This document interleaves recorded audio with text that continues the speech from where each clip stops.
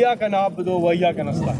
ए अल्लाह हम तेरी इबादत करते हैं और सिर्फ तेरे से मदद। जिस माशरे में इंसाफ नहीं होता तो वहाँ बर्बादी होती है। पहले कौमें बर्बाद की गई जहाँ ताकतवर के लिए अलग कानून था और कमज़ोर के लिए अलग। तो वजह है कि इमरान खान साहब बचे हैं, इस पर भी गौर करें। और ये जो तहरीक है इंसाफ की, ये अपनी मंजिल तक आगे जाएगी।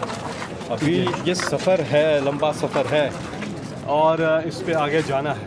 एक बात तय है, इमरान खान इंशाल्लाह वज़ीर-ए-आज़म बनेंगे 2/3 अक्सरियत लेकिन तहरीक इंसाफ की जो तहरीक है वो तो जारी रहेगी और हम उस तहरीक को इमरान खान की क़यादत में आगे तक लेके जाएंगे।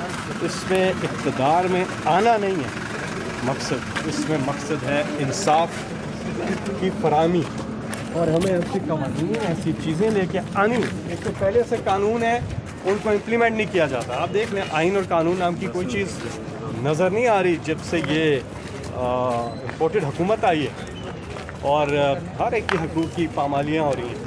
तो वो जो कानून में अगर कोई छोटी चीज़ है उसको भी मज़ीद बेहतर करके इंसाफ की फराहमी। क्या कहेंगे सर, ये जो केस बनाया गया फवाद साहब ने, कहा जा रहा है मज़ीद गिरफ्तारियाँ की, इस पर क्या कहना? देखिए, बात ये है कि इन चीज़ों से अब असल जो पेशावर में जो हादसा हुआ है वो उन दहशतगर्दों को पकड़ने के बजाय इमरान खान को दहशतगर्द बना रहे हैं। इमरान खान पे दहशतगर्दी के पर्चे किए गए और इन चीज़ों से दुश्मन फ़ायदा उठा रहा है क्योंकि आप अपने मुल्क में अवाम के साथ जो कर रहे हैं और अवाम की पुकार है, आप सर्वे करवा लें, पूछ लें अवाम। और मैं तो चीफ जस्टिस साहब से मुतालबा करता हूँ कि पाकिस्तान भर की जेलों में जो बेचारे लोग, गरीब लोग हैं जिन्हें कोई जानता नहीं है, खैर महरूफ लोग हैं, उनको भी देखें उनके साथ क्या क्या हो रहा है। और वो माएँ आती हैं अपने बच्चों को मिलने के लिए और रोती हैं, बताती हैं कि उनके बच्चों के साथ किसी बगैर किसी कसूर किए, किसी वडेरे के कहने पे, किसी के कहने पे थानेदार ने उसको पकड़ लिया है और वो अंदर ले गया और अंदर ही है वो बेचारा, वो अंदर ही है। और कितने ही लोग हैं ऐसे। अच्छा मुझे बताइए, तो पहले शहबाज गिल, फिर आदम सवाती, फवाद चौधरी, क्या समझते हैं मजीद किसी की बात? मैंने सिलसिला रुक जाएगा? देखिए, मैंने ये बात शुरू में की है कि असल निशाना इमरान खान है और ये हरबे इस्तेमाल करें, लेकिन ये नाकाम हो गया ना। ये चीज़ चलने की नहीं है, एक ही चीज़ चलने की, वो है जमहूर से रुजू किया जाए, इलेक्शन की तरफ जाया जाए, अवाम की बात सुनी जाए, अवाम को इख्तियार दे दिया जाए। यही पाकिस्तान की तरक्की इसी में होगी। अभी पेट्रोल और डीज़ल की कीमतें यकमुश्त 35 रुपये बढ़ाई, इससे पहले 30 रुपये बढ़ाई थी। और लोगों के साथ जो है जिस किस्म का रवैया है, बर्ताव है और महंगाई के जो हालात हैं, ये सारी चीज़ें का हल क्या है भाई? हम तो हल साफ़ और शफाफ इलेक्शन है, उस रास्ते से अगर कोई आता है तो ठीक है। और फिर आइन की खिलाफ वर्जी हो रही है इस वक्त और आर्टिकल 6 जो है वो लगेगा जो आइन तोड़ेंगे। आइन बड़ा वाज़ेह है और अभी तक इलेक्शन का जो है वो डेट अनाउंस नहीं हुई है।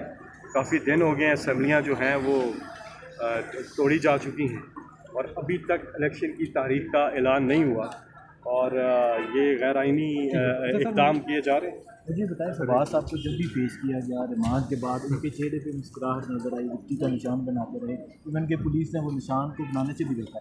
क्या कहेंगे फवाद साहब? फवाद ने बड़ा कमांडो साबित हुए हैं, वो बड़ा जज्बा दिखाया है, उन्होंने जोश दिखाया है और इतनी तवक्को नहीं थी वैसे, लेकिन बड़ी उन्होंने दिलेरी दिखाई है और अपने आप को जिस तरह से उन्होंने कंडक्ट किया है इस सारी प्रोसीडिंग्स के बीच, तो लोगों ने बड़ा पसंद किया और हक़ के साथ खड़े। देखिए, आपका ज़मीर मुतमईन होता है जब आप हक़ के साथ खड़े होते हैं। ये जद्दोजहद मैं पहले पूरा आपको पहले पार्ट में एक्सप्लेन कर चुका हूँ कि असल में जद्दोजहद क्या है। जद्दोजहद इंसाफ के लिए है। जिस माशरे में इंसाफ नहीं होता तो वहाँ बर्बादी होती है। हुज़ूर अकरम हज़रत मोहम्मद मुस्तफ़ा सल्लल्लाहु अलैहि वसल्लम का इरशाद मुबारक है जो हमें हर कोर्ट के बाहर ये फरमान रसूलुल्लाह सल्लल्लाहु अलैहि वसल्लम लगा देना चाहिए, हर कोर्ट के बाहर पाकिस्तान भर की, कि तुमसे पहले कौमें बर्बाद की गई जहाँ ताकतवर के लिए अलग कानून था और कमज़ोर के लिए अलग। अब हर जगह हमने बात करनी है आम लोगों की भी, हम लोग मीडिया पे आते हैं, हम लोगों की चीज़ें हाईलाइट हो जाती हैं, उनका कौन है जिनको ना कोई जानता है, गरीब लोग हैं, पड़े हुए हैं, उनका कौन है। तो हम इंसाफ की तहरीक को आगे लेके जा रहे हैं और फवाद जो हैं इस तहरीक के टाइगर्स में से एक है और फ्रंट लाइनर्स में से एक है, ठीक है ना। और ये हक और सच की आवाज़ जो है इमरान खान के साथ मिलके हम उठाते रहेंगे, जब वो वज़ीर आज़म बन जाएंगे तब भी उठाते रहेंगे, ठीक है। तो ये क्लैरिटी होना बहुत ज़रूरी है सब यूथ के ज़हनों में। सेल्फलेसनेस है, अपने लिए कुछ नहीं। वो अल्लामा इकबाल ने बड़ी ज़बरदस्त बात की थी कि हर एक जो अपना मकाम बनाता है ना, वो अपना मकाम बनता है। आप जो स्टैंड लेते हैं, जो जुल्म और जबर के ख़िलाफ़ खड़े होते हैं, तो फिर आपका मकाम वो दियारे इश्क में अपना मकाम पैदा कर, नया ज़माना ने सुबह शाम पैदा कर। और आजकल वालों के लिए ये जो लेके फिरते हैं, कशकोल लेके फिरते हैं, जी क्या करें, मजबूरी है, मांगने नहीं आए लेकिन मजबूरी है, उनके लिए है कि मेरा तरीक अमीरी नहीं फ़कीरी है, खुद ही ना बेच, खुद ही ना बेच, गरीबी में नाम पैदा कर। तो ये सेल्फ इस्टीम अल्लामा इकबाल ने जो बात की थी, इज़्ज़त नफ्स, इज़्ज़त आपकी, वो है, उसको बहाल कर रहा है। और ये तहरीक है, 3 चीज़ें हैं जी, इंसाफ, इंसानियत और खुददारी।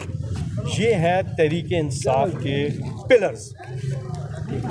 और नारा दे दिया इमरान खान ने 96 में, वो मेंबरशिप, जब आप 96 में, पता नहीं आप पैदा हुए थे कि नहीं पैदा हुए, नहीं। अच्छा, जब हमने मेंबरशिप ली थी तो उस 96 में तो वो कार्ड के ऊपर लिखा हुआ था, एया का नाब दो वैया का नस्ता, ए अल्लाह हम तेरी इबादत करते हैं और सिर्फ तेरे से मदद मांगते हैं। बस ये तहरीक इंसाफ है।